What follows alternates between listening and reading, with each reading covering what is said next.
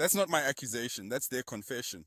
Shell BP, part owned by the British government, controlled 84% of Nigeria's oil production.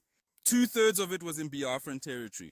So Harold Wilson's Labour government secretly armed the Nigerian federal military, millions of rounds of ammunition, hundreds of machine guns, thousands of mortar and artillery bombs, aircraft, armored personnel carriers. While standing in parliament and lying about it, Nigeria imposed a blockade on Biafra. Food couldn't get in. Medicine couldn't get in.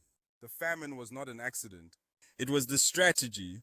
When parliamentarians begged Wilson to stop, estimating 2 million deaths from starvation, he rebuffed them.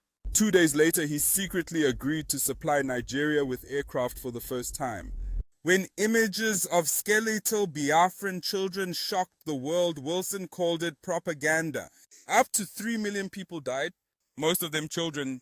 They have never apologized, never acknowledged it in a school textbook, never paid a single penny what they owe. Here is a reasonable precedented tally, not a number pulled from the air, a calculation built category by category from documented facts. Oil revenue, Biafran territory. Nigeria has earned approximately 600 billion in oil revenue since the 1960s. Two-thirds of Shell BP's operations were in Biafran territory at a 60% territorial share, $360 billion. Adjusted for inflation from 1967 to today, conservatively $25 trillion. Wrongful death, up to 3 million people.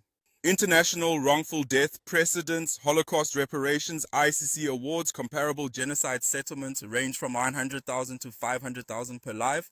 At a conservative $500,000 per person. $15 trillion.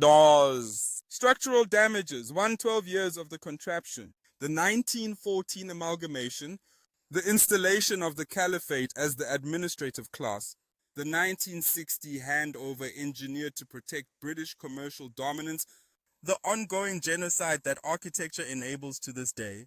Caribbean nations are currently pursuing $10 trillion from Britain for slavery reparations.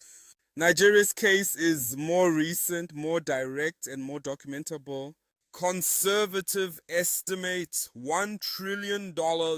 Obstruction of humanitarian aid. Arms supply to an aggressor. Compounding interest on all of the above. Add 500 billion minimum. The total, approximately $6 trillion, twice Britain's annual GDP. The largest reparations claim in human history, every penny of it sourced from declassified British government documents.